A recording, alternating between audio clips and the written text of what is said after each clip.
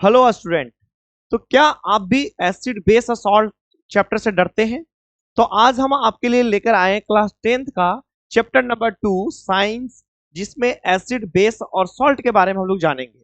तो आज हम लोग डिटेल में जानेंगे इस चैप्टर के बारे में कि एसिड क्या होता है, सॉल्ट क्या होता है और आपका बेस क्या होता है। तो वीडियो को शुरू से लेकर अंत तक देखें और चैप्टर का पूरा इंजॉय करें और पूरी कॉन्सेप्ट को समझें कि क्या एसिड होता है, क्या बेस होता है, सॉल्ट कैसे बनता है और इस चैप्टर में हमें पढ़ना क्या क्या है। तो सबसे पहले मैं आपको बता दूं कि इस चैप्टर में पढ़ना क्या है। तो बच्चे, आपको इस चैप्टर में एसिड के बारे में जानना है। किसके बारे में जानना है? एसिड के बारे में। आप समझ सकते हैं कि एसिड से होने वाले जो अटैक होते हैं, एसिड क्या होता है, ये सारी चीजों को हम लोग जानने वाले हैं। फिर हम लोग बेस के बारे में जानने वाले हैं। बेस से क्या बनता है, बेस कैसे बनता है, बेस क्या होता है, उसका नेचर क्या होता है, उसके बारे में जानने वाले हैं। फिर हम लोग जानेंगे सॉल्ट के बारे में। सॉल्ट क्या होता है, सॉल्ट बनता कैसे है, एसिड और बेस से सॉल्ट बनता है, इस बात को भी जानेंगे। कुछ इंपॉर्टेंट सॉल्ट को भी यहाँ पे हम लोग देखेंगे जो चैप्टर में हमारे सिलेबस में है। तो आप समझ सकते हैं ये चैप्टर कितना इंपॉर्टेंट होने वाला है। क्लियर? तो हम आज आपके लिए class 10 chapter 2 acid base and salt को डिटेल में देखने वाले हैं। तो रेडी हैं आप सब? तो चलिए, आज हम लोग देखने वाले हैं एसिड बेस एंड सॉल्ट और आपका चैप्टर शुरू होता है। तो सबसे पहले बात करेंगे हम लोग इंट्रोडक्शन ऑफ एसिड के बारे में। किसके बारे में? इंट्रोडक्शन ऑफ एसिड और बेस के बारे में। तो जैसा कि आपको पता है कि एसिड क्या होता है, तो आप बताओगे कि एसिड क्या होता है, कहीं सोचोगे? तो मैं बता रहा हूं आपको, इस बात को ध्यान में रखना, एकदम बिल्कुल बारीकी से, एकदम जेन्युइन तरीके से समझेंगे हम लोग। पहली जो डेफिनेशन है उसको देखते हैं, फिर मैं जो बता रहा हूं उनको देखेंगे हम लोग। तो यहाँ पे क्या है आपके पास, एसिड के बारे में आपको बात किया जाए तो एसिड वो सब्सटेंस होता है, वो सॉल्यूशन होता है जिसको टेस्ट किया जाए तो कैसा लगेगा? एसिड आपको टेस्ट में सॉर लगेगा, मतलब कि ये खट्टा लगने वाला है। कैसे लगेगा? खट्टा लगेगा। कोई भी सॉल्यूशन को आप कहीं टेस्ट करते हैं, हाँ एक बात ध्यान रखना कि सारे सॉल्यूशन को हम टेस्ट नहीं करते हैं, ठीक है? बस जो हमारे पास वीक एसिड है, वीक एसिड एसिड हमारे कुछ ऑर्गेनिक फूड में, ऑर्गेनिक फ्रूट्स में पाए जाते हैं, उन्हीं को टेस्ट करते हैं। सारे एसिड को टेस्ट नहीं करते हैं, क्योंकि आप कहोगे भैया एसिड को हम टेस्ट कर लेंगे तो जो एसिड अटैक होता है, जो किसी के ऊपर एसिड फेंक दिया जाता है, वो जल जाता है, फिर उसका क्या होता होगा, फिर हम कैसे टेस्ट करेंगे? तो नहीं, वो स्ट्रॉन्ग एसिड होता है बच्चे, उनको टेस्ट नहीं करना। वो एक तरह का केमिकल होता है, ठीक है ना? अब हम उन एसिड की बात कर रहे हैं जो वीक होता है, जिसको हम कंज्यूम भी करते हैं। ऑर्गेनिक एसिड की बात करते हैं, उसको टेस्ट करोगे तब लगेगा वो खट्टा। कैसा लगेगा? खट्टा लगेगा। क्यों लगेगा? क्योंकि एसिड जो वर्ड है ना, वो लैटिन वर्ड एसिडुअस से ड्रैब किया गया है। और एसिडुअस का मतलब क्या होता है? एसिडुअस का मतलब होता है सॉर। क्या होता है? सॉर। सॉर मतलब खट्टा होता है। तो एसिड कैसा लगने वाला है? खट्टा लगेगा आपको टेस्ट करोगे तो। कौन सा एसिड? Organic acid. आगे बात करते हैं। एसिड का एक प्रॉपर्टी होता है बच्चे कि acid change the blue litmus colour of the blue litmus, को रेड कर देगा। जो एसिड है वो ब्लू लिटमस पेपर को पे आप कहीं उस पे डालोगे तो ब्लू लिटमस पेपर का कलर चेंज करके वो कैसा बना देगा? रेड बना देगा। ये क्वेश्चन बार बार सीबीएसई पूछता है कि एसिड ब्लू लिटमस को कौन सा कलर में चेंज कर देगा? तो बताओगे ब्लू लिटमस को रेड कर देगा। क्या कर देगा? रेड कर देगा। जैसे मैं यहाँ पे आपको दिखा रहा हूँ कि मान लो आपके पास ब्लू पेपर ही बना देता हूँ। क्या करता हूँ? ब्लू पेपर बनाता हूँ। तो मान लो इस तरह का आपका ब्लू पेपर है। ये क्या है? ब्लू पेपर है। और ये आपके पास ब्लू पेपर है, इसके ऊपर आप क्या कर रहे हो? इसके ऊपर हम एसिड डाल रहे हैं। क्या डाल रहे हैं? एसिड। तो ये इसका कलर को क्या कर देगा? इसका कलर को एसिड क्या कर देगा? रेड कर देगा। कैसा कर देगा? रेड कर देगा। आप समझ गए कि मान लो blue paper, blue litmus paper, कौन सा? Blue litmus paper. अभी लिटमस पेपर के ऊपर भी बात करेंगे हम लोग, पहले अभी समझो जो डेफिनेशन है कि ब्लू लिटमस पेपर पे कहीं हम एसिड को डालते हैं तो उसका कलर कैसा कर देगा? रेड कर देगा। अब ये क्वेश्चन आता है माइंड में कि सर मान लो हमारा पेपर ही कहीं रेड हो, पेपर कैसा हो? रेड हो, और उसके ऊपर हम क्या डाल रहे हैं? एसिड डाल रहे हैं। फिर क्या होगा? फिर क्या होगा? क्या वो ब्लू बना देगा? नो। एसिड जैसे ही रेड लिटमस पे डालेंगे, इसका कलर क्या रखेगा? रेड ही रखेगा। मतलब कोई चेंज नहीं होगा, कोई चेंज नहीं होगा। मान लो आपके पास एक, आपने गए लैब, गया लैब में आपने देखा दो बॉटल उठाया, दो बॉटल, आपको ये पता नहीं है कि केमिकल का दो बॉटल जो है वो कौन सा एसिड है, कौन सा बेस है। फिर आप क्या करोगे, बगल में आपके पास क्या होगा, लिटमस पेपर होगा। लिटमस पेपर पे हम कैसा लिटमस पेपर उठाएंगे, ब्लू, और ब्लू पे एक सॉल्यूशन को फॉल करवाएंगे, और कहीं ब्लू का कलर कहीं रेड कर दिया तो वो क्या होगा, वो सॉल्यूशन रेड होगा ना, क्या होगा, रेड, आपका एसिड होगा, क्या हो जाएगा, वो एसिड हो जाएगा। वही आपने क्या किया, आपने रेड लिटमस पेपर ले लिया, और रेड लिटमस पेपर पे आपने कहीं सॉल्यूशन डाला और वो रेड का रेड ही रह गया, तो समझ आ जाएगा क्या, फिर भी ये एसिड है, क्या है, एसिड है। बात समझ में आ गया। कुल मिलाकर बात ये हुआ कि ब्लू लिटमस पे एसिड को डालेंगे तो उसको रेड कर देगा, और रेड लिटमस पे कहीं एसिड डालेंगे तो उसका कलर चेंज नहीं होगा, क्या होगा, चेंज नहीं होगा। थोड़ा सा मैं ट्रिक्स लगाते हैं यहाँ पे। हम क्या करते हैं, देखो ये क्या है, एसिड, और ये पेपर भी कैसा है आपका, रेड, इसके लास्ट में क्या है, डी, इसके भी लास्ट में क्या है, डी, एसिड डी है लास्ट में, रेड डी है लास्ट में। आप कहीं डी पे डी डालोगे तो कोई चेंज नहीं होगा, मतलब रेड ही रहेगा, नो चेंज। बात समझ में आ गया। और यहाँ पे देखो एसिड आप डाल रहे हो किसके ऊपर डाल रहे हो, ब्लू पे, किसके ऊपर डाल रहे हो, ब्लू पे, तो एसिड कहीं ब्लू पे डाला तो वो क्या कर देगा, उसको रेड बना देगा, क्या बना देगा, रेड बना देगा। बात क्लियर है, बिल्कुल एकदम दिमाग में सेट करना है इस बात को, नहीं तो वहां पे बहुत कंफ्यूजन होगा, भैया बेस डालेंगे तो क्या होगा, एसिड डालेंगे क्या होगा। अभी सिर्फ हम एसिड के बारे में पढ़ रहे हैं। बता देता हूं कि लिटमस पेपर दो तरह का होता है, एक होता है ब्लू और एक होता है रेड। क्या और भी कलर का होता है क्या, नहीं, जो पेपर टेस्ट के लिए बनाया था वो दो ही तरह का होता है, ठीक है। उसका जो ओरिजिनल कलर होता है वो पर्पल होता है, कैसा होता है, पर्पल। लिटमस पेपर का ओरिजिनल कलर होता है पर्पल, और उससे बनाते हैं हम लोग दो डिफरेंट तरह का पेपर, एक ब्लू एक रेड। लिटमस कहां से प्राप्त किया जाता है, तो लिटमस को हम लोग ऑब्टेन करते हैं लाइकन, लाइकन नामक का एक प्लांट होता है, उसी से हम पेपर बनाते हैं, क्या बनाते हैं, तो ये क्या है, नेचुरल रिसोर्स है, एक तरह का नेचुरल प्लांट होता है लाइकेन का, उसी से हम बनाते हैं लिटमस। बात क्लियर है।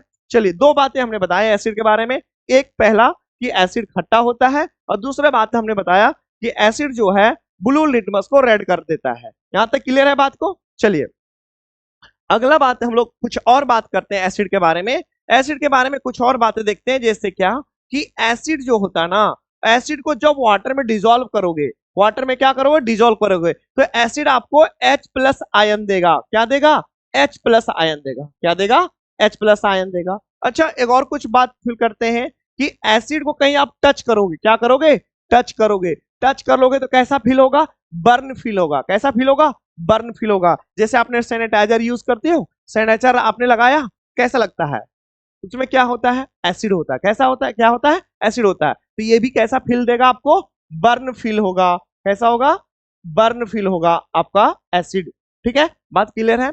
अब देखते हैं कि भैया कुछ एसिड के बारे में और जाने, बोला हाँ। तो एसिड जब एक्वस सॉल्यूशन में होता है, एसिड जब हम वाटर में डिजोल्व करते हैं, वाटर में डिजोल्व कर घुल जाएगा, तो ये घुलने के बाद H प्लस आयन देगा, छुएंगे तो बर्न हो जाएगा।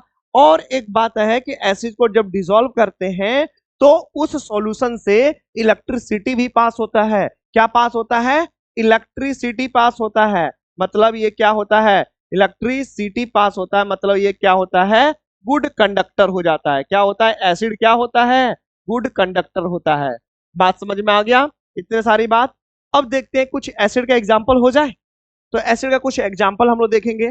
तो एसिड पहले हम जानते हैं कि एसिड के कुछ एग्जाम्पल जानने के पहले एसिड कितने तरह का होता है, ठीक है। तो लोग तो बहुत तरह का बताएंगे एसिड, लेकिन आपको जो पढ़ना है ना मेनली उसके बारे में हम लोग बात करते हैं। तो एसिड बच्चे मेनली दो तरह का होता है, कितने तरह का होता है, दो तरह का होता है। एक होता है स्ट्रॉन्ग एसिड, क्या होता है, स्ट्रॉन्ग एसिड। दूसरा क्या होता है, वीक एसिड, क्या होता है, वीक एसिड। इतने बात ध्यान रखना, एक होता है स्ट्रॉन्ग एसिड, दूसरा क्या होता है, वीक एसिड। चलो कुछ एग्जाम्पल हम लेते हैं किसका, स्ट्रॉन्ग एसिड का, ठीक है। तो स्ट्रॉन्ग एसिड का एग्जाम्पल में HCl हाइड्रोक्लोरिक एसिड, H2SO4, ठीक है, नोट करते रहना कॉपी में, सल्फ्यूरिक एसिड, तीसरा HNO3, HNO3।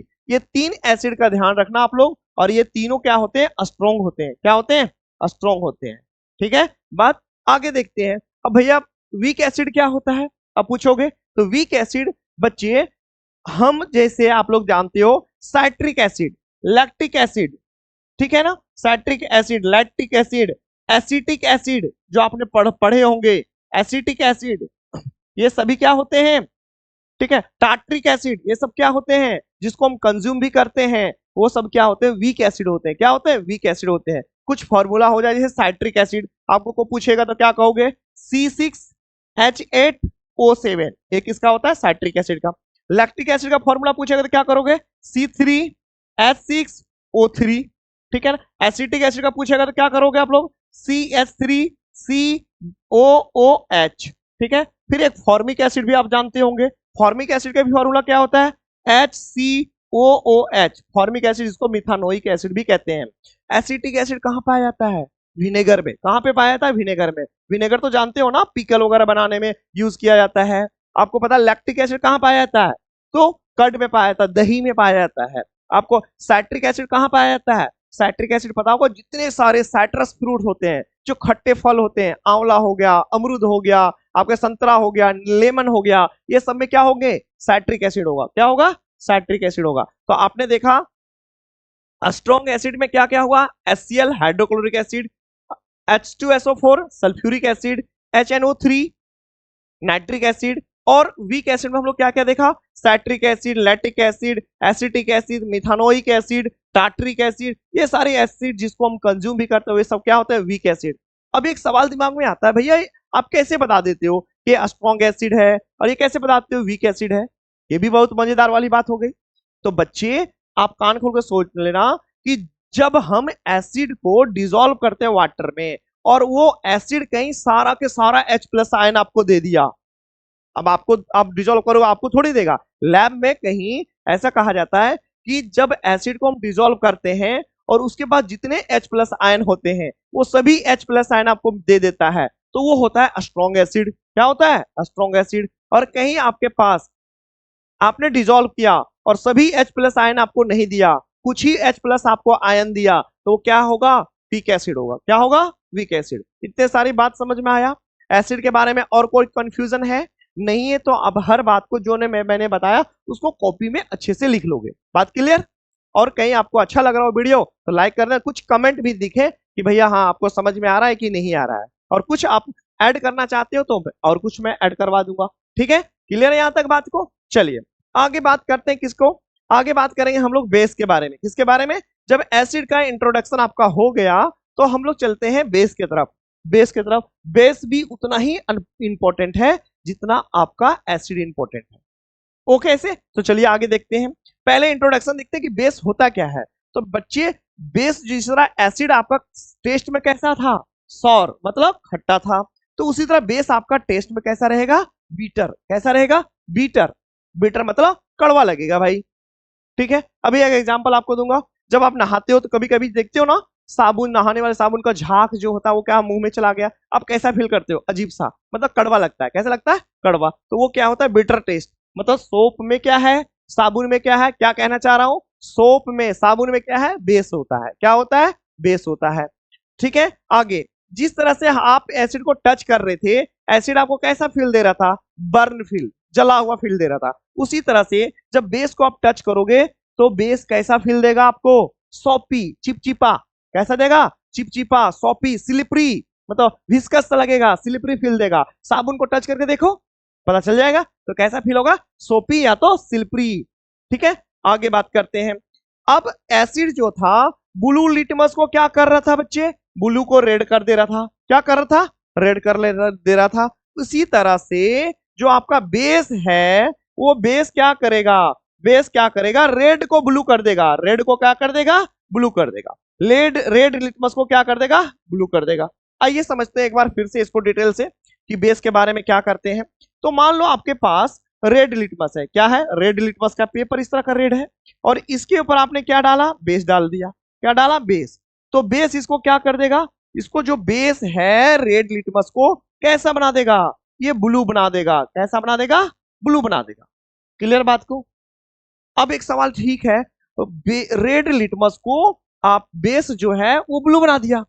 अब मान लो पहले से हमारे पास मान लो पेपर रहेगा ब्लू, और ब्लू पेपर है, कैसा पेपर है, ब्लू, और इसके ऊपर क्या डाल रहे हो, बेस। तो बच्चे फिर से यहां पे भी, यहां पे भी, बेस ब्लू को कुछ भी नहीं करता, ऐसे रखता है तो ये होगा नो चेंज। क्या लिखोगे? No change. बात समझ में आया? ब्लू लिटमस को एसिड क्या करता? रेड। और रेड को क्या करता? कुछ नहीं, नो चेंज। उसी तरह से बेस रेड को कर देगा ब्लू, और बेस ब्लू को कुछ भी नहीं करेगा, नो चेंज। क्या करेगा? No change. और यहीं से क्वेश्चन आपको पूछा जाता है एमसीक्यू में, और आप यही चारों चीजों में उलझ जाते हो। तो आज आपको सामने ये मैंने कुछ डायग्राम बनाकर आपको समझाया, बिल्कुल समझ में आ गया होगा आई होप। ठीक है, चलिए आगे बात करते हैं। अब जो रेड लिटमस को ब्लू बना दिया कौन? बेस। आगे बात करते हैं, कुछ एग्जाम्पल हो जाए बेस का। जिस तरह से हमने एसिड का एग्जाम्पल देखा, एसिड को समझाया, उस तरह से क्या बेस के बारे में हम लोग समझे? क्या एग्जाम्पल देखें? तो बिल्कुल, क्यों नहीं देखे भाई। अब हम लोग देखेंगे कि बेस भी अलग अलग तरह का होते हैं, ठीक है ना। तो यहाँ पे हम लोग बेस को हम लोग देखेंगे, तो बेस भी हमारे पास दो तरह का होगा। एक कौन सा होगा? स्ट्रॉन्ग, जो सिलेबस में बच्चे, और दूसरा क्या होगा? वीक। तो स्ट्रॉन्ग बेस क्या होता है? स्ट्रॉन्ग बेस क्या होता है?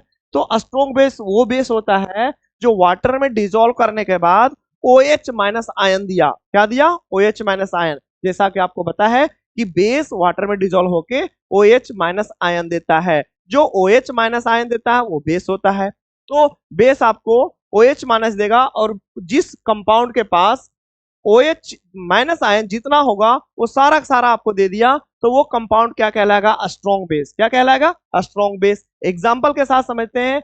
NaOH sodium hydroxide, KOH potassium hydroxide, magnesium hydroxide MgOH का होल 2, और कैल्शियम हाइड्रोक्साइड CaOH का होल 2। ये सब बच्चे क्या हैं? ये सब स्ट्रॉन्ग बेस है। क्या है? ये सब स्ट्रॉन्ग बेस है। क्या है?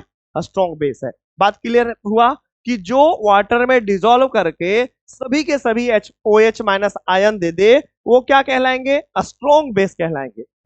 एक बात और, जो वाटर सोल्यूबल बेस होता है, वाटर सोल्यूबल बेस होता है, मेरी बात को ध्यान रखना, जो वाटर सोल्यूबल बेस होता है, इनका एक और नाम होता है जिसको कहते हैं अल्कलीज। क्या कहते हैं इनको? अल्कलीज। वाटर सोल्यूबल बेस का दूसरा नाम होता है अल्कलीज। क्या होता है? अल्कलीज। बात समझ में आया? कहीं कहीं आप लोग स्ट्रॉन्ग बेस के जगह पे आपको देगा अल्कलीज। NaOH क्या है? अल्कलीज। फिर आप कंफ्यूज होगा, भैया ये क्या है? अल्कलीज कहां से आ गए भाई ये? तो अल्कलीज कुछ भी नहीं होता बच्चे, जो बेस वाटर सोल्यूबल होता है, वाटर में घुल जाता है, डिसॉल्व हो जाता है, उसी का दूसरा नाम है अल्कलीज। क्या है? अल्कलीज, और कुछ भी नहीं है। तो स्ट्रॉन्ग बेस में आपने समझ में आया क्या? स्ट्रॉन्ग बेस क्या देता है? OH माइनस आयन सारा दे देगा। एक एग्जांपल में क्या लिखोगे?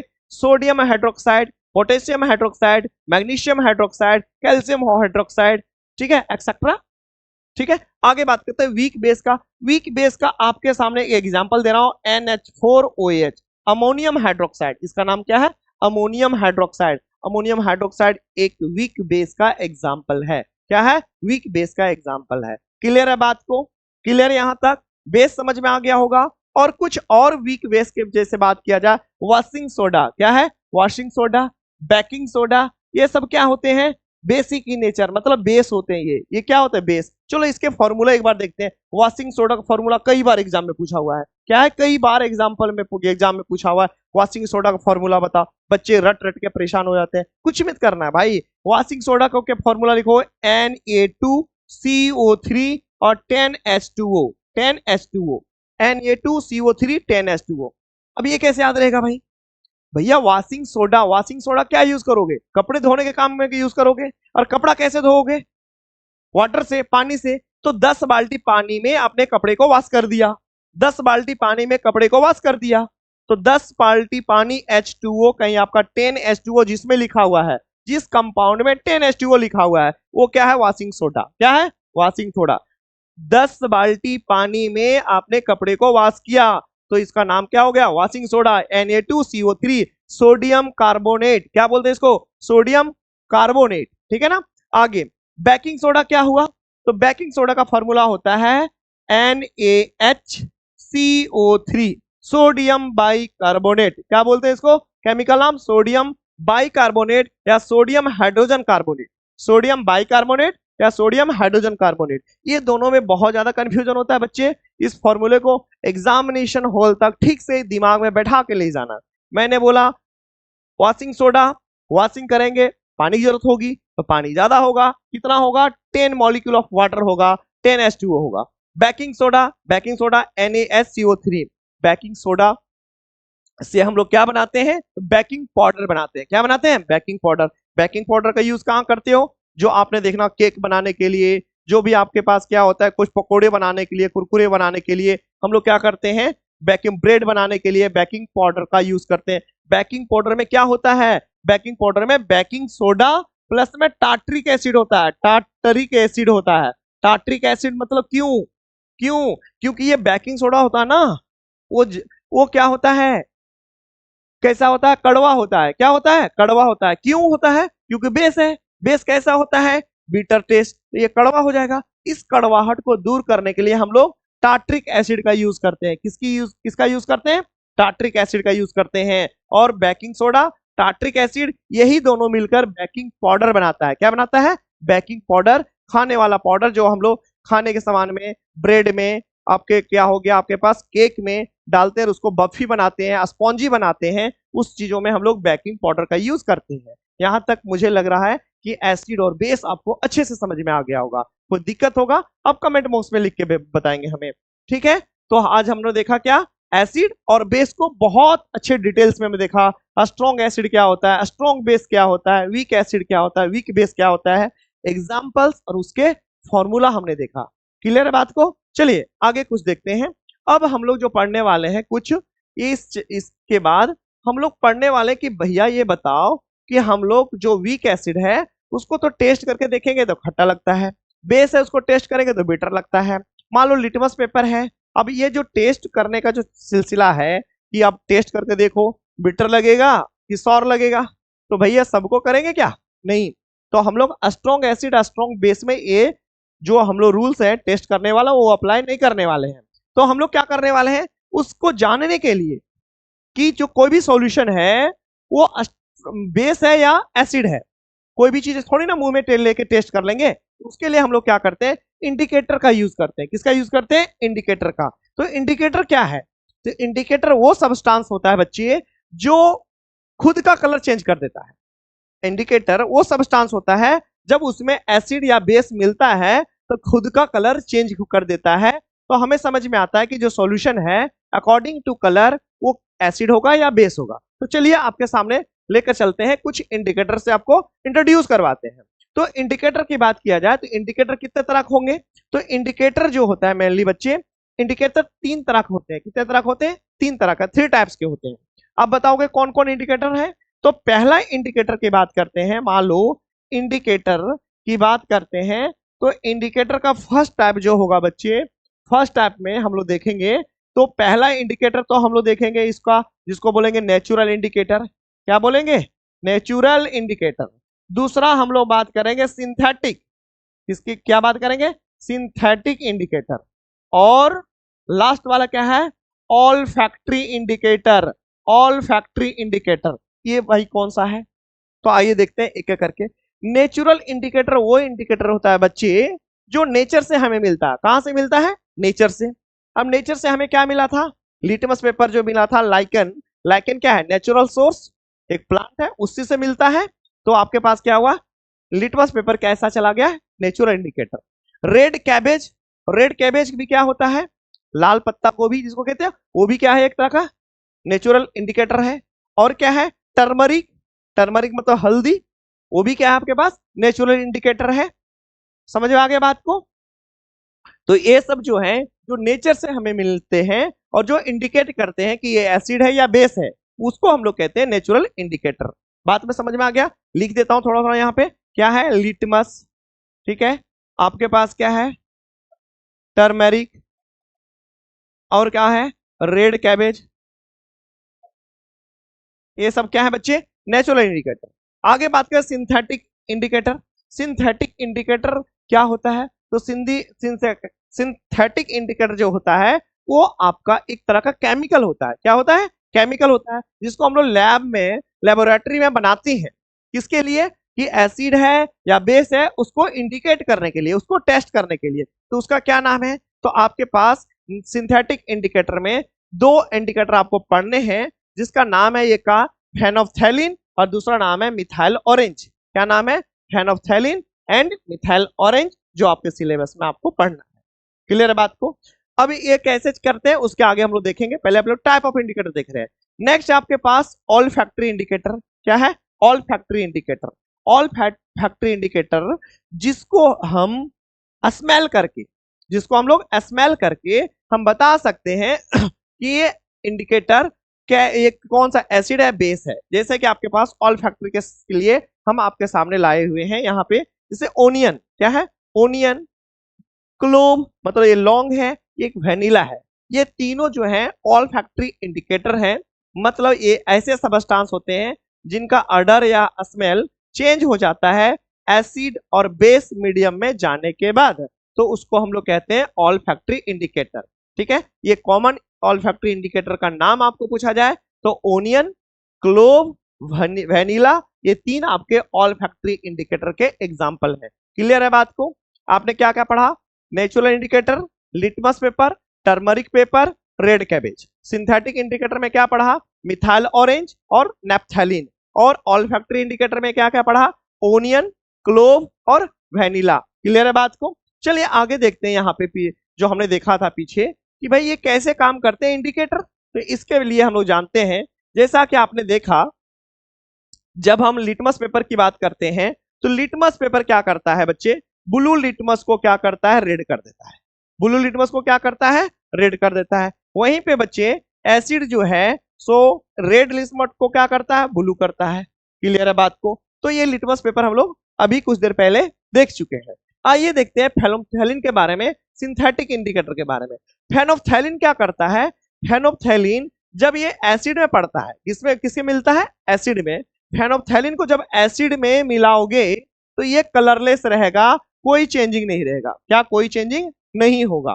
फेनोफ्थैलीन को एसिड में मिलाने पे उसका कलर चेंज नहीं होता है, वो कलरलेस हो जाता है, बिना रंग का हो जाता है। वहीं पे कहीं हम मिथाइल ऑरेंज को हम एसिड में मिलाते हैं तो उस सॉल्यूशन का कलर रेड कर देता है। क्या करता है? रेड कर देता है। मतलब जैसा ही लिटमस पेपर काम कर रहा था, लिटमस पेपर ब्लू पेपर को एसिड रेड बना दे रहा था, तो मिथाइल ऑरेंज भी एसिड में डालने पे वो रेड बन जाएगा। क्या बन जाएगा? रेड बन जाएगा। वहीं पे फेनोफ्थैलीन जब एसिड में मिलाएंगे तो उसका कलर चेंज क्या हो जाएगा? कलरलेस हो जाएगा। क्या हो जाएगा? कलरलेस हो जाएगा। क्लियर है बात को? आइए देखते हैं। लिटमस पेपर जैसे रेड लिटमस को ब्लू बना देता था कौन? बेस। बेस क्या करता था? रेड लिटमस को ब्लू बना दे रहा था। क्लियर है बात को? तो जो फेनोफ्थैलीन है, फेनोफ्थैलीन क्या करेगा? फेनोफ्थैलीन आपका बेस जब उसके ऊपर फॉल करेगा तो इसका कलर पिंक बना देगा। कैसा बना देगा? पिंक बना देगा। ठीक है ना? बेस में डालते ही सॉल्यूशन का कलर पिंक हो जाता है। किसके वजह से? फेनोफ्थैलीन की वजह से। तो ये भी क्या है? इंडिकेटर है जो बेस को इंडिकेट कर रहा है।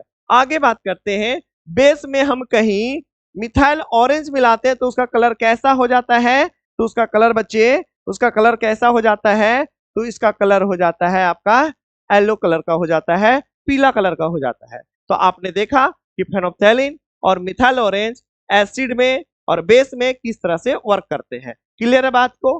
फिर से आपके सामने है, आप स्क्रीनशॉट ले सकते हो। ठीक है ना? कि एसिड ब्लू लिटमस को रेड करता है, फेनोफ्थैलीन एसिड में डालते उसका कलर लेस हो जाता है, मिथाइल ऑरेंज एसिड में डालते उसका कलर रेड हो जाता है। कैसा हो जाता है?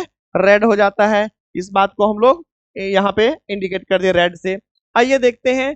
बेस लिटमस पेपर में जब डालते हैं तो रेड लिटमस को ब्लू करता है, फेनोफ्थैलीन डालने पे पिंक कर देता है, मिथाइल ऑरेंज डालने पे बेस सॉल्यूशन को क्या कर देता है? येलो कलर का कर देता है। तो ये आपके इंडिकेटर का इफेक्ट एसिड और बेस पे पड़ता है और जो हमें इंडिकेट करके बताता है कि सॉल्यूशन कैसा है, एसिडिक है या बेस है। बात क्लियर हो गया? इंडिकेटर समझ में आ गया होगा? चलिए आप वीडियो को एकदम बिल्कुल शुरू से लास्ट तक देखें, तभी चीजों को समझ में आएगा। तभी चीजों को आपने पढ़ा होगा और डिफरेंट चैनल पे, लेकिन आप यहाँ पे यदि पढ़ेंगे तो हर चीजों को आपके जो क्वेरीज होंगे, आपके जो नॉलेज होगा उसको बिल्ड करवाया जाएगा। बहुत कुछ आपको मिलने वाला है यहाँ पे।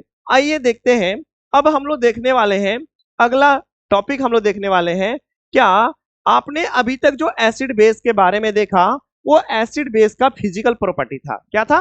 फिजिकल प्रॉपर्टी था। फिजिकल प्रॉपर्टी हम लोग देख रहे थे कि एसिड का कलर कैसे चेंज होता है, कौन सा इंडिकेटर एसिड कलर को चेंज कर देता है। ठीक है, ये सारी बातों को हम लोग जान रहे थे। ठीक है, एसिड क्या करता है, एसिड H+ आयन देता है, एसिड का टेस्ट कैसा होता है, तो ये सब चीजें जो होता है वो क्या था, आपका फिजिकल प्रॉपर्टी। अब हम लोग जो बात करने वाले हैं एसिड और बेस का, वो पढ़ने वाले हैं केमिकल प्रॉपर्टी के बारे में। किसके बारे में पढ़ने वाले हैं? केमिकल प्रॉपर्टी के बारे में। तो जब हम केमिकल प्रॉपर्टी के बारे में पढ़ेंगे तो दोनों को साथ साथ पढ़ेंगे। केमिकल प्रॉपर्टी पढ़ रहे हैं हम लोग किसका? एसिड और बेस के बारे में। ठीक है, तो आइए एक एक करके हम लोग देखते हैं केमिकल प्रॉपर्टी।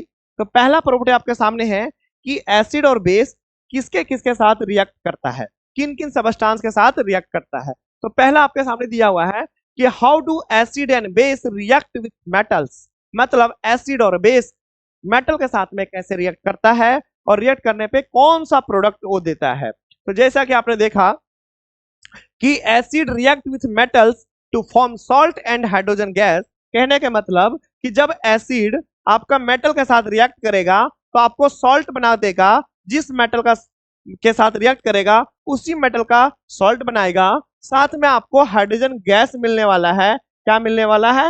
हाइड्रोजन गैस मिलने वाला है। ठीक है, किस ठीक है अब देखोगे एसिड जब मेटल के साथ रिएक्ट करेगा तो सॉल्ट बनाएगा, जिस मेटल का के साथ रिएक्ट करेगा उसी का सॉल्ट बनाएगा, रिस्पेक्टिव मेटल का सॉल्ट बनाएगा, साथ में आपको हाइड्रोजन गैस देगा। अब यहाँ पे देखो एक एग्जांपल लेते हैं और इसका हम लोग प्रैक्टिकल भी आपके एनसीईआरटी में दिया गया है एक्टिविटी में, तो उसको भी आपको देखना है क्योंकि वही एक्टिविटी से आपके क्वेश्चन बनते हैं बोर्ड में। तो सीबीएसई उन एक्टिविटी से भी कई बार क्वेश्चन पूछता है, तो उसको भी ध्यान में रखना है। जैसे हम एसिड के जगह पे हमने ले लिया HCl हाइड्रोक्लोरिक एसिड, और मेटल के जगह पे हमने ले लिया Zn जिंक। तो जिंक मेटल जब HCl के साथ मिलाएंगे तो वो रिएक्ट करेगा और जिंक क्लोराइड नाम का एक सॉल्ट बनाएगा, साथ में आपको हाइड्रोजन गैस भी मिलेगा। क्या मिलेगा? हाइड्रोजन गैस भी मिलेगा। आगे एक और देखते हैं, हम अगला मेटल देखते हैं आयरन। आयरन को जब हम सल्फ्यूरिक एसिड H2SO4 के साथ रिएक्ट करवाएंगे तो आपको आयरन सल्फेट एक सॉल्ट मिलने वाला है और साथ में मिलेगा आपको हाइड्रोजन गैस फ्री में। क्या मिलेगा? हाइड्रोजन गैस फ्री में मिलेगा। तो ये कहानी था किसका? एसिड मेटल के साथ में रिएक्ट करके मेटल सॉल्ट प्लस में हाइड्रोजन गैस आपको दे रहा है। क्लियर है बात को कि मेटल के साथ में एसिड कैसे रिएक्ट करेगा और क्या बनाएगा? तो रिस्पेक्टिव मेटल का सॉल्ट बनाएगा, साथ में हाइड्रोजन गैस भी रिलीज करेगा। ध्यान में रहेगा बात को। चलो आगे देखते हैं कि बेस जो है वो मेटल के साथ में कैसे रिएक्ट करता है। तो सेम केस, जैसा एसिड मेटल के साथ में रिएक्ट करके मेटेलिक सॉल्ट देता था, उसी तरह से बेस भी मेटल के साथ में रिएक्ट करके आपके पास रिस्पेक्टिव मेटल का सॉल्ट बनाएगा। ठीक है, बेसिक सॉल्ट बनाएगा और साथ में हाइड्रोजन गैस ये भी रिलीज करेगा। क्या करेगा? हाइड्रोजन गैस रिलीज करेगा। बात समझ में आया? दोनों में सेम प्रॉपर्टीज है कि एसिड मेटल के साथ में सॉल्ट प्लस हाइड्रोजन गैस देगा, बेस भी मेटल के साथ में सॉल्ट प्लस हाइड्रोजन गैस देगा। यहाँ पे हम एग्जांपल देखते हैं, तो बेस हम लोग लेंगे NaOH सोडियम हाइड्रोक्साइड, यहाँ पे मेटल भी लेंगे कौन सा? Zn, और यहाँ पे आपके सोडियम जिंकेट नाम का आपका सॉल्ट बनेगा और हाइड्रोजन गैस भी बनेगा। यहाँ पे क्या नाम है इसका? ZnO2 जिसका नाम है सोडियम जिंकेट नामक सॉल्ट बनेगा और H2 गैस मिलेगा। बहुत ही इंटरेस्टिंग बात है कि जो H2 गैस है हमें कैसे पता चलेगा कि H2 गैस ही है। ठीक है तो इसके लिए हम लोग देखेंगे कि जो गैस आपने एसिड और बेस जब मेटल के साथ रिएक्ट किया तो आपको रिस्पेक्टिव मेटल का सॉल्ट मिला और साथ में हाइड्रोजन गैस मिला। तो ये कैसे पता चलेगा कि वो जो गैस था वो हाइड्रोजन गैस था? तो उसके ऊपर एक प्रैक्टिकल है, एक उसके ऊपर एक्टिविटी है एनसीईआरटी में, जो आपको बताएगा कि वो जो गैस है वो हाइड्रोजन गैस ही होता है और उसकी क्या प्रॉपर्टी होती है, कैसे पहचानेंगे। तो यहाँ पे आप देख पा रहे होंगे एक यहाँ पे एक्टिविटी या तो आपके पास प्रैक्टिकल है, जहां पे क्या किया बताया गया है। एक एक बात को नोटिस करेंगे कि आपके कुछ हमने जेड जिंक का ग्रेन्यूल्स, मतलब हमने एक मेटल लिया, ये जो देख रहे हो ना दाने दाने सा, वो क्या है, जिंक के ग्रेन्यूल्स है, जिंक के छोटे छोटे टुकड़े हैं। इस टुकड़े में हमने क्या किया है, डाइल्यूट सल्फ्यूरिक एसिड H2SO4, और ये क्या था आपका Zn, zinc plus sulphuric acid, यहाँ पे हमने मिलाया। मिलाने पे आपके पास क्या बना था वहां पे, यहाँ पे वहां जिंक सल्फेट बना था और साथ में हाइड्रोजन गैस मिलेगा। क्या मिलेगा, ये दोनों रिएक्ट करेंगे तो आपके पास ZnSO4 बन जाएगा बच्चे, और साथ में H2 गैस बनेगा। क्या बनेगा, ZnSO4 प्लस में H2 गैस बनेगा। अब जो ये जो गैस है उसको बोलते हैं डिलीवरी ट्यूब। अब ये गैस यहां से निकलते हुए इस गैस को हम ले आएंगे एक आपके पास एक आपके पास कुछ बर्तन होगा जिसमें हम रखेंगे सॉफ्ट सॉल्यूशन। क्या रखेंगे, सॉफ्ट सॉल्यूशन। सॉफ्ट सॉल्यूशन रखेंगे और जब गैस आएगा तो सॉफ्ट के सॉल्यूशन में गैस आते ही उस पे बुलबुले बनने शुरू हो जाएंगे। क्या बनने शुरू हो जाएंगे, बुलबुले बनने शुरू हो जाएंगे। और वो जो बुलबुले जब निकलेंगे और ऊपर उड़ेंगे तो वहां पे आपको लेके आना है एक कैंडल को जलाकर, एक कैंडल को बर्न करके, वो जहां से बुलबुले निकल रहे हैं वहां पे आप क्या करेंगे, बर्निंग कैंडल को लेके आएंगे और फिर आपको एक आवाज मिलेगा जिसका नाम है पॉप साउंड। क्या नाम है, पॉप साउंड। और पॉप साउंड के साथ में ये गैस कहीं जलने लगेगा तो समझ में आएगा कि वो जो गैस है वो कौन सा गैस है, हाइड्रोजन गैस। क्या है, हाइड्रोजन गैस। बात समझ में आ गया। फिर से एक बार रिपीट कर रहा हूं बच्चे कि इसमें क्या है, आपको एक जो आपने लिया टेस्ट करने के लिए, उसमें आपको डालना है जिंक का कुछ ग्रेन्यूल्स, जिंक के कुछ टुकड़े, और उस टुकड़े में हम डालेंगे सल्फ्यूरिक एसिड। तो जिंक और एसिड का रिएक्शन बन के zinc sulphate plus hydrogen gas बनेगा। अब गैस यहां से रिलीज होगा डिलीवरी ट्यूब के साथ और उसको हम ले जाएंगे सॉफ्ट सॉल्यूशन में, और सॉफ्ट सॉल्यूशन में जो ले जाएंगे सॉफ्ट सॉल्यूशन तो वहां से निकलेंगे बुलबुले। क्या निकलेंगे वहां पे, बुलबुले निकलेंगे। ठीक है, और उस बुलबुले जहां से निकल रहे होंगे गैस के बुलबुले, बबल्स निकलेंगे, उस बबल्स के पास बर्निंग कैंडल ले जाएंगे, जलता हुआ एक कैंडल ले जाएंगे, और कैंडल जलते हुए कैंडल में कहीं कैंडल जल रहा है, हाइड्रोजन गैस जलता है, फ्यूल के रूप में यूज किया जाता है। और जो हाइड्रोजन गैस कहीं जला और कहीं पॉप साउंड प्रोड्यूस किया तो आपको समझ में आएगा कि जो पॉप साउंड है वो इंडिकेट कर रहा है hydrogen gas is produce, hydrogen gas he produce हुआ है। क्लियर है बात को, क्लियर है बात को। तो अपने हाइड्रोजन गैस का टेस्ट कैसे करेंगे, बर्निंग कैंडल को सॉफ्ट बबल के पास ले जाएंगे और वो कहीं पॉप साउंड प्रोड्यूस करेगा तो कौन सा गैस होगा, हाइड्रोजन गैस। क्लियर है बात को। चलिए देखा ना आपने, मैंने यहाँ पे आपको एक प्रैक्टिकल करवा दिया। चलो आगे देखते हैं सेकंड प्रॉपर्टी। और सेकंड प्रॉपर्टी में आपको हम दिखाने वाले हैं कि जो एसिड और बेस हैं वो मेटल के साथ में रिएक्ट तो कर लिए, अब हम इसको रिएक्ट करवाएंगे किसके साथ में। अब यहाँ पे लिखा है how do metal carbonate and bicarbonate react with acid and base. तो पहली बात आपको बता देता हूं कि जो मेटल का कार्बोनेट है, मेटल का कार्बोनेट जैसे सोडियम कार्बोनेट, और मेटल हाइड्रोजन कार्बोनेट मतलब सोडियम बाइकार्बोनेट उसको बोलते हैं, या तो सोडियम हाइड्रोजन कार्बोनेट बोलते हैं। तो जो मेटल का कार्बोनेट या मेटल हाइड्रोजन कार्बोनेट है जिसको बाइकार्बोनेट बोलते हैं, वो सिर्फ और सिर्फ एसिड के साथ रिएक्ट करेगा, बेस के साथ में रिएक्ट नहीं करेगा, बेस के साथ में कोई रिएक्शन नहीं करेगा। तो बेस तो क्लियर हो गया कि मेटल कार्बोनेट और मेटल हाइड्रोजन कार्बोनेट जो है वो बेस के साथ में रिएक्ट करता ही नहीं है। तो सिर्फ हम लोग पढ़ने वाले हैं क्या, कि मेटल कार्बोनेट और मेटल हाइड्रोजन कार्बोनेट जिसे हम लोग मेटल बाइकार्बोनेट कहते हैं, वो एसिड के साथ में रिएक्ट करेगा तो क्या क्या बनाने वाला है। तो यहाँ पे देखिए हमने यहाँ पे लिया मेटल कार्बोनेट ले लो या मेटल बाइकार्बोनेट ले लो, दोनों में से कोई एक ले लो, और साथ में आपको लेना है एसिड। क्या लेना है, एसिड।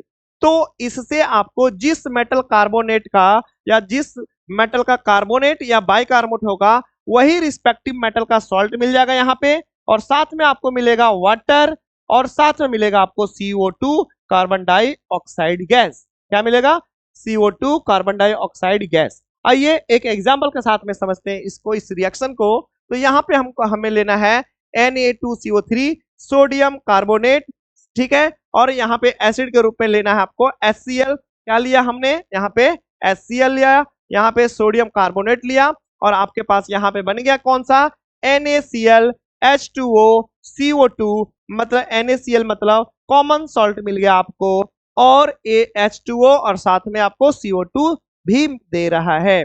आगे बात करते हैं यहाँ पे दूसरा में आपके सोडियम कार्बोनेट के रिएक्शन हो गया तो हम लोग देखेंगे सोडियम बाइकार्बोनेट के साथ में क्या मिलने वाला है, जिसको हम लोग कहते हैं सोडियम हाइड्रोजन कार्बोनेट।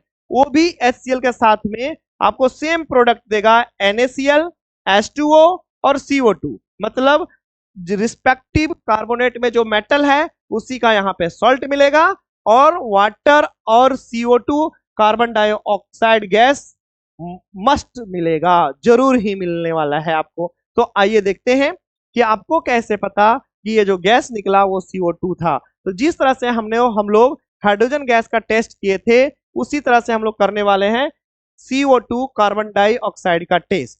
समझ में, फिर हमको समझ में आएगा कि ये CO2 गैस है। तो यहाँ पे हमने क्या किया कि इसी तरह से हमें यहाँ पे सोडियम कार्बोनेट हमने यहाँ पे ग्रेन्युल्स ले लिया सोडियम कार्बोनेट का, और इसी में हमने मिला दिया क्या, इसमें hydrochloric acid, dilute hydrochloric acid हमने इसमें मिला दिया है। और यहाँ से जो रिएक्शन होने के बाद आपको मिला था क्या, NaCl, नमक मिला था, सॉल्ट मिला था, H2O और साथ में CO2 गैस मिला था। फिर से ये डिलीवरी ट्यूब है, उस डिलीवरी ट्यूब से हम यहाँ पे क्या करेंगे, उस गैस को यहाँ पे एक्यूमुलेट कर लेंगे। ठीक है, एक्यूमुलेट करने के बाद और उसमें रखेंगे कहाँ पे, कैल्शियम हाइड्रोक्साइड सॉल्यूशन। क्या रखेंगे, CaOH का होल 2 कैल्शियम हाइड्रोक्साइड सॉल्यूशन, जिसको हम लोग कहते हैं क्या, स्लैग्ड लाइम। क्या कहते हैं इसको, स्लैग्ड लाइम, बुझा हुआ चूना बोलेंगे या चूने का पानी बोलेंगे। क्या बोलेंगे इसको, स्लैग्ड लाइम बोलेंगे,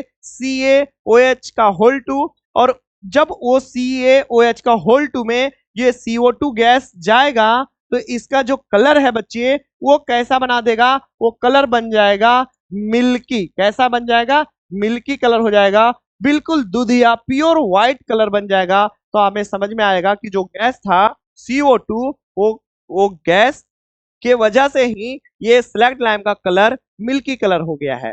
तो ये गैस हमें समझ में आएगा कि ये कौन सा गैस था, CO2 गैस था। समझ में आ गया कि मेटल कार्बोनेट और मेटल हाइड्रोजन कार्बोनेट के साथ में रिएक्ट करने पर रिस्पेक्टिव मेटल का सॉल्ट बनाएगा, H2 बनाएगा, साथ में CO2 बनाएगा। और टेस्ट हम लोग उसी तरह से करके जब हम जो गैस निकला उस गैस को CaOH का होल 2 स्लैग्ड लाइम, जिसको कैल्शियम हाइड्रोक्साइड भी कहते हैं, उसके साथ मिला देंगे तो उसका कलर क्या करेगा, इस स्लैग्ड लाइम का कलर चेंज होके कैसा हो जाएगा, मिल्की।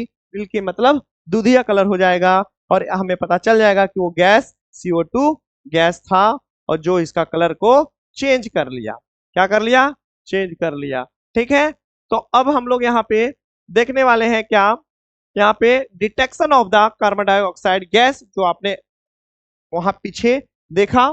ठीक है, प्रैक्टिकल उसी का यहाँ पे इक्वेशन है, और इक्वेशन कुछ इस प्रकार है, जैसे कि आपको क्या मिला था वहां पे मिला था CO2 गैस, और CO2 गैस को CaOH का होल 2 के साथ रिएक्ट करवाएंगे तो आपको क्या मिलने वाला है, CaCO3 कैल्शियम कार्बोनेट, साथ में मिलने वाला है क्या, H2O। क्या मिलने वाला है, H2O। ये कब होता है, पहली बात क्या है, carbon dioxide gas turns lime water milky due to the formation of calcium carbonate. मतलब ये मिल्की जो कलर दे रहा है वो किसके वजह से मिल रहा है आपको, कैल्शियम कार्बोनेट की वजह से मिल रहा है। किसकी वजह से मिल रहा है, कैल्शियम कार्बोनेट की वजह से मिल रहा है। अच्छा, एक बात और यहाँ पे लिखा हुआ है कि on passing excess carbon dioxide gas, जब बहुत ज्यादा कार्बन डाइऑक्साइड गैस पास करवा देंगे तो जो मिल्कीनेस है, जो दूधिया कलर है, वो क्या हो जाएगा, डिसअपियर हो जाएगा, मतलब गायब हो जाएगा। क्या हो जाएगा, गायब हो जाएगा।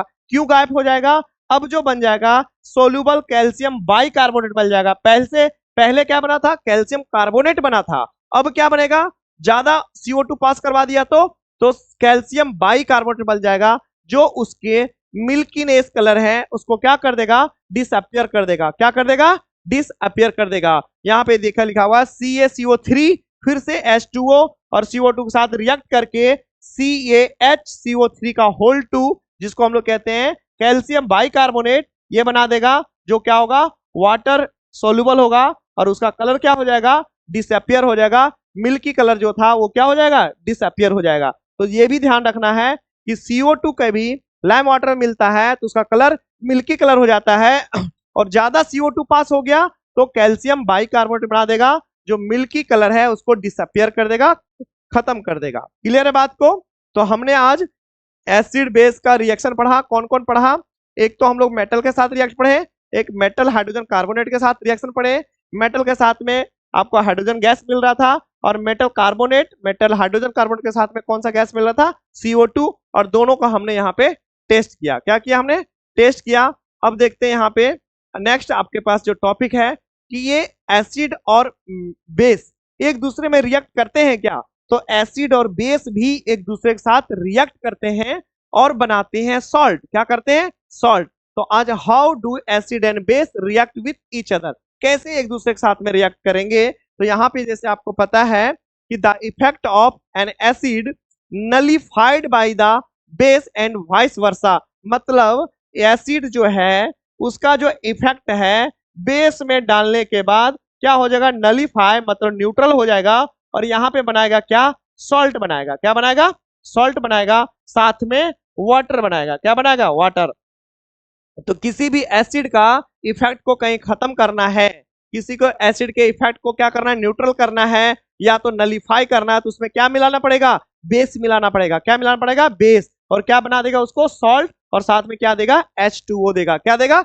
H2O देगा। या तो एसिड को बेस में मिला दो या बेस में आप एसिड को मिला दो। यही बात लिखा हुआ वाइस वर्सा का मतलब यही होता है कि आप एसिड को बेस में मिलाइए या बेस को एसिड में मिलाइए, आपको मिलने वाला है क्या? न्यूट्रल सॉल्यूशन जिसका नाम है सॉल्ट, और साथ में मिलने वाला है H2O। तो यही बात लिखा है, acid and base react with each other to form the salt and water. क्या बनाएगा? सॉल्ट एंड वाटर बनाएगा। This reaction is also called neutralisation reaction. इस रिएक्शन को हम लोग क्या कहते हैं? न्यूट्रलाइजेशन रिएक्शन कहते हैं।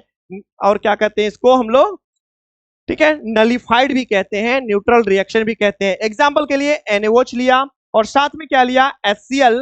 ये क्या है आपके पास? Strong acid. ये क्या है? Strong base. और दोनों मिला के क्या बनाया? न्यूट्रल सॉल्ट बनाया, और साथ में H2O दिया। क्या दिया? H2O दिया। आगे लेते हैं कैल्शियम हाइड्रोक्साइड, साथ में लिया H2SO4, और यहाँ पे आपको बन गया कैल्शियम सल्फेट। ये भी एक तरह का सॉल्ट है। साथ में यहाँ पे मिल गया आपको वाटर। यही बात लिखा हुआ यहाँ पे क्या कि जब जनरल इक्वेशन कैसा बना? जब हम एसिड को बेस के साथ रिएक्ट करेंगे तो आपको मिलने वाला है सॉल्ट, और साथ में मिलने वाला है वाटर, और इस इक्वेशन को कहेंगे न्यूट्रलाइजेशन रिएक्शन। क्या कहेंगे इसको? Neutralisation reaction. या तो आपको डेफिनेशन पूछेगा व्हाट इज न्यूट्रलाइजेशन रिएक्शन, तो आप क्या बताओगे?